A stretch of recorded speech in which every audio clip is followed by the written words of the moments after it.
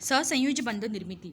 तर विद्यार्थ्यांनो, जे कार्बनी संयुगे या टॉपिकमधील कार्बनी संयुगांमधील बंध आणि त्याचबरोबर कार्बनचे बंध तयार होण्याची पार्श्वभूमी हे दोन्ही पॉईंट आपण अभ्यासले होते. आता या व्हिडिओमध्ये आपण सहसंयोजी बंध निर्मिती हा पॉईंट अभ्यासणार आहोत. तर या ठिकाणी लक्ष द्या.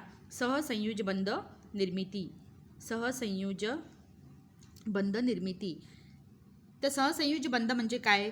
जर दोन अणूंमध्ये दोन संयुज इलेक्ट्रॉनच्या संधानाने जर मूलद्रव्याचे दोन अणू एकत्र आले आणि दोन संयुज इलेक्ट्रॉन दोन संयुज इलेक्ट्रॉनच्या संधानाने दोन संयुज इलेक्ट्रॉनच्या संधानाने जो बंध तयार होतो त्याला सहसंयोजी बंध असे म्हणतात.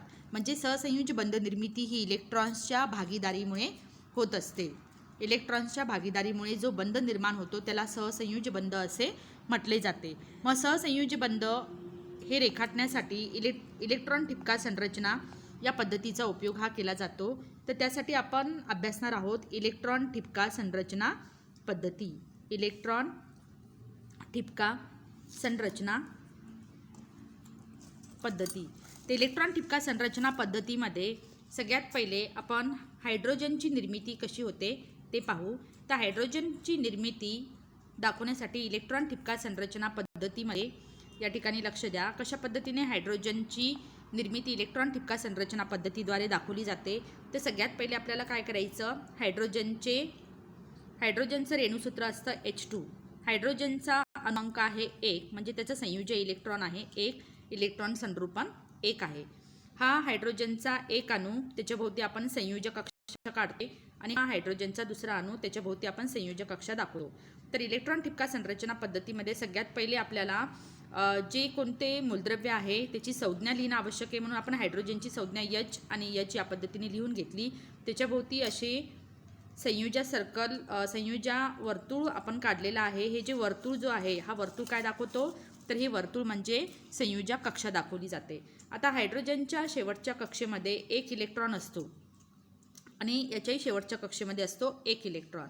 ते इलेक्ट्रॉन ठिपका संरचनामध्ये ही दोन्हीही वर्तुळे आपल्याला एकमेकांना ओव्हरलॅप झालेली दाखवायची आहे, एकमेकांना छेदताना दाखवायची आहे. H या पद्धतीने लिहून काढायचं आणि हे जे दोन इलेक्ट्रॉन दिसत आहेत या दोन्हीही इलेक्ट्रॉनला या ठिकाणी भागीदारी करताना दाखवायचं. म्हणजेच हे जे सहसंयोजी बंध दर्शवण्यासाठी दोन्ही अणूंच्या संज्ञाभोवतूंची वर्तुळे ही या ठिकाणी छेदलेली आपण दाखवतोय आणि ज्या ठिकाणी ती छेदतात इलेक्ट्रॉनची भागीदारी तिथे होते आणि हायड्रोजन अणूमध्ये सहसंयोजी बंध निर्मिती होते. अशा पद्धतीने हायड्रोजन अणूमध्ये सहसंयोजी बंध निर्मिती होऊन H2 रेणू हा तयार होतो. ते हे झालं हायड्रोजनची इलेक्ट्रॉन ठिपका संरचना पद्धती. त्यानंतर पुस्तकामध्ये तुम्हाला पुढचं जे उदाहरण दिलेलं आहे ऑक्सिजनची निर्मिती. आता या ठिकाणी ऑक्सिजनची निर्मिती पाहण्यासाठी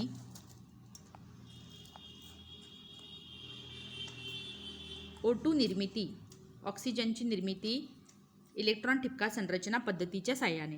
आता ऑक्सिजनचा जो अणुअंक आहे 8 असतो आणि त्याचे इलेक्ट्रॉन संरूपण 2,6 म्हणजे 6 इलेक्ट्रॉन त्याच्या संयोजक कक्षेमध्ये असतात. मग आता इलेक्ट्रॉन ठिपका संरचना पद्धतीनुसार आपल्याला ऑक्सिजन आणि ऑक्सिजनची संज्ञा लिहून काढायची. O या संज्ञेने ऑक्सिजन दर्शविला जातो. या ठिकाणी वर्तुळ म्हणजे काय, तर त्याचा संयोजक कक्षा. संयोजक कक्षेमध्ये ऑक्सिजनमध्ये सगळ्यात शेवटच्या कक्षेमध्ये असतात 6 इलेक्ट्रॉन.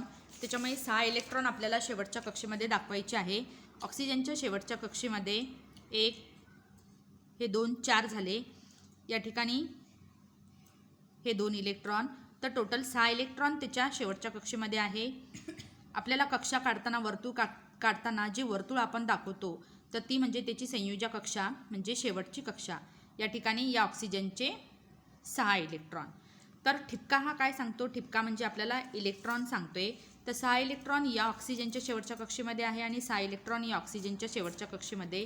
आता या दोन्हीही वर्तुळांना आपल्याला एकमेकांना छेदताना दाखवायचे. दोन्ही वर्तुळे आपण एकमेकांना छेदलेली आहे.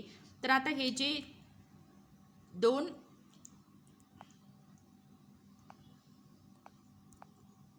या ठिकाणी हे जे 2 इलेक्ट्रॉन आहेत हे 2, तर ऑक्सिजनला त्याचं अष्टक पूर्ण करण्यासाठी 2 इलेक्ट्रॉन्सची गरज असते. त्याच्यामुळे प्रत्येकी हे दोन्ही अणू 2-2 इलेक्ट्रॉन्सची भागीदारी करतात. ऑक्सिजन ॲज इट इज आपण लिहून टाकू.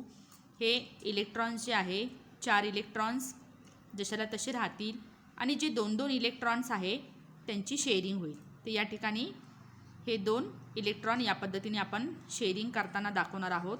म्हणजे इथे भागीदारी होते इलेक्ट्रॉन्सची आणि भागीदारी झाल्यामुळे ऑक्सिजनमध्ये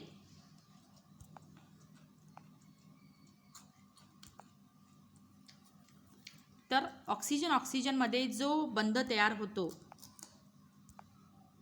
प्रत्येकी 2 इलेक्ट्रॉन्सची भागीदारी या ठिकाणी झालेली असल्यामुळे ऑक्सिजनमध्ये जो बंध तयार होतो तो दुहेरी सहसंयोजी बंध तयार होतो आणि बाकीचे जे राहिलेले इलेक्ट्रॉन्स आहे आपल्याला अशा पद्धतीने ठिपक्याच्या साहाय्याने दाखवायचे आहेत.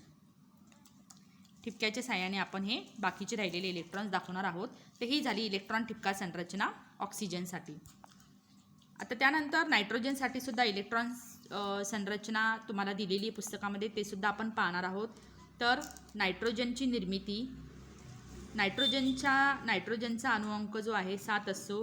2,5 असे इलेक्ट्रॉन संरोपण आहे नायट्रोजनचं. तर 5 इलेक्ट्रॉन असल्यामुळे नायट्रोजनला 3 इलेक्ट्रॉन्सची गरज असते त्याचं अष्टक स्थिती प्राप्त करण्यासाठी. इलेक्ट्रॉन ठिपका संरचनेच्या नियमानुसार सगळ्यात पहिले आपण NN या पद्धतीने लिहिणार.